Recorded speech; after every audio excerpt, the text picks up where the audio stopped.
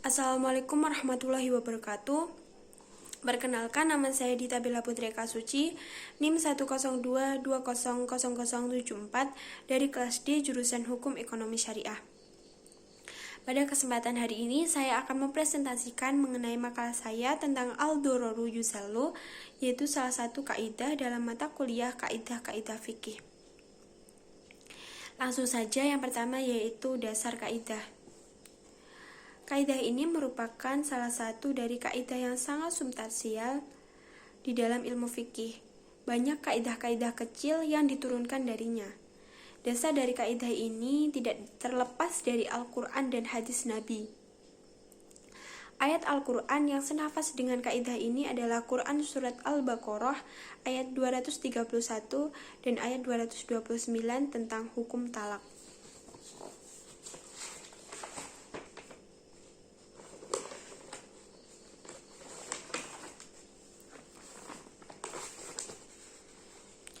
Kedua ayat di atas menjelaskan bahwasanya laki-laki jika telah mentalak istrinya, maka ia diperbolehkan rujuk.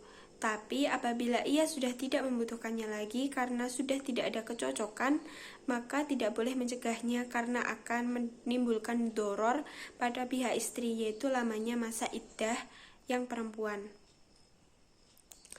Ayat di atas, walau secara implisit hanya menjelaskan tentang aturan talak, akan tetapi secara implisit melarang berbuat atau menyebabkan bahaya kepada orang lain, yaitu istri, dan masih banyak lagi inti dari ayat tersebut. Selanjutnya langsung saja ke pengertian dari al-dororu yuzallu itu sendiri. Apabila ditinjau dari aspek bahasa, kata doror dan diroro mempunyai makna yang sama, namun objeknya berbeda. Arti doror adalah perbuatan yang dilakukan seorang diri dan berbahaya bagi dirinya sendiri. Sementara diroro adalah perbuatan yang bersifat interrelasi, yakni dilakukan oleh dua orang atau lebih dan mendatangkan kerusakan terhadap orang lain. Secara mutlak, mendatangkan kerusakan terhadap orang lain dengan cara yang tidak diizinkan oleh agama. Sedangkan tindakan perusak terhadap orang lain yang diizinkan oleh agama seperti kisos, diat, had, dan lain-lain tidak dikategorikan berbuat kerusakan tetapi untuk mewujudkan kemaslahatan. Jadi secara etimologi, al-daror atau bahaya adalah lawan dari kata an-naf'is atau manfaat, atau dapat diartikan bahwa al-doror adalah segala bentuk kondisi buruk, kekurangan, kesulitan, dan kemalangan. Doror secara terminologi banyak sekali ulama yang mencoba untuk memberi definisi. Bin Bayah menyimpulkan bahwa makna doror dalam terminologi fikih muwassa atau makro adalah al-hajah, kebutuhan itu sendiri. Hal ini logis karena suatu kondisi bisa dinyatakan darurat apabila kondisi itu dibutuhkan. Tetapi ada kendala yang tidak memungkinkan untuk diaplikasikannya. Sedangkan menurut ulama dari mazhab Maliki, doror ialah mengkhawatirkan diri dari kematian berdasarkan keyakinan itu atau hanya sekedar dugaan. Berdasarkan pendapat para ulama di atas, dapat diambil simpulan bahwa doror ialah kesulitan yang sangat menentukan eksistensi manusia, karena jika ia tidak diselesaikan, maka akan mengancam agama, jiwa, harta, nasab, serta kehormatan manusia itu sendiri. Kebolehan berbuat atau meninggalkan sesuatu karena doror adalah penolakan terhadap bahaya, bukan selain itu.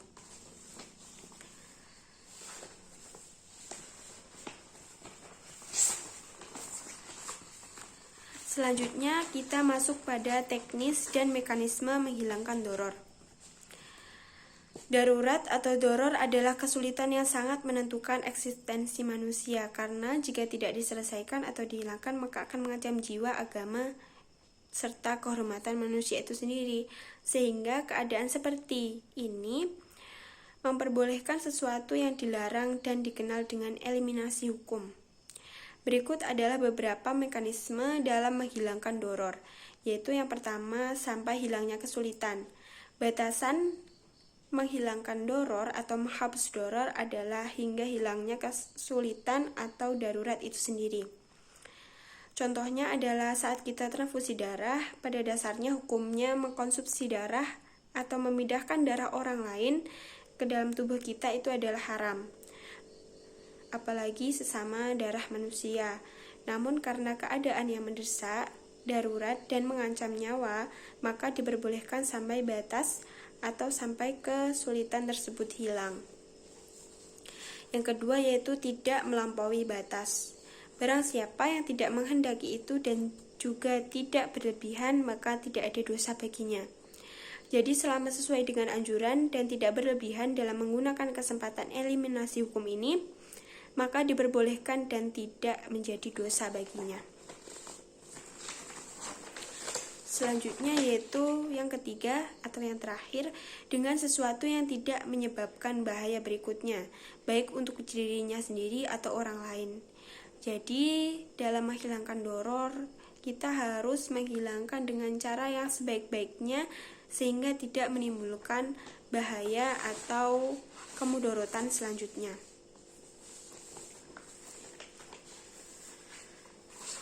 Selanjutnya yaitu kita akan membahas tentang kaidah turunan dari kaidah al-dororu yusalu itu sendiri.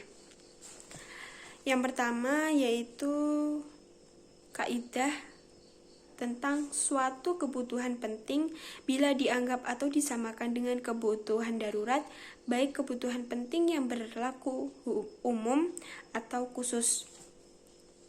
Maksud dari kaidah ini adalah bahwa hajah ammah atau kebutuhan umum diberikan darurat. Dari sisi ia merupakan kesulitan yang harus ada keringanan di dalamnya.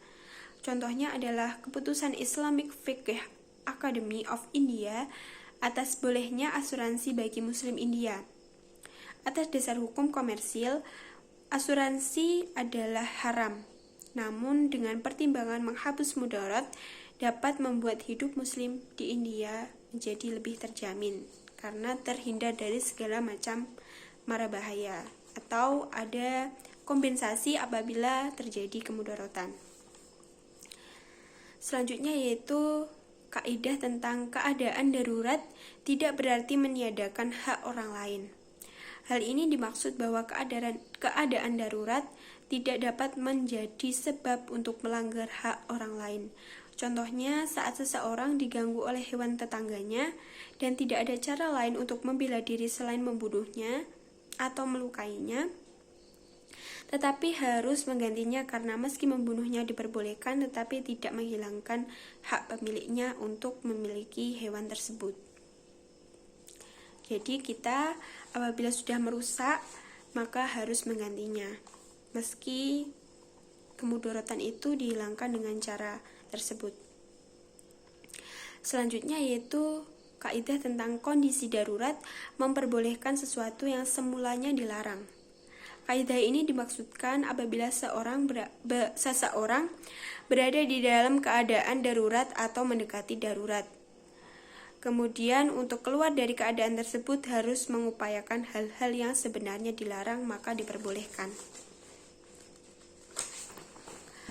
Contohnya jika seseorang diserang oleh binatang yang ingin memangsanya atau orang jahat yang ingin membunuhnya dan tidak ada cara lain agar dapat keluar kecuali membunuhnya, maka diperbolehkan karena dalam kondisi yang darurat. Jadi apabila kita sedang dalam kondisi darurat terus diserang oleh binatang buas, maka membunuhnya adalah diperbolehkan. Sekian presentasi dari kelompok kami. Apabila ada kurang lebihnya saya mohon maaf. Akhirul kalam, billahi taufiq wal hidayah wa ridwal inayah. Wassalamualaikum warahmatullahi wabarakatuh. Semoga bermanfaat.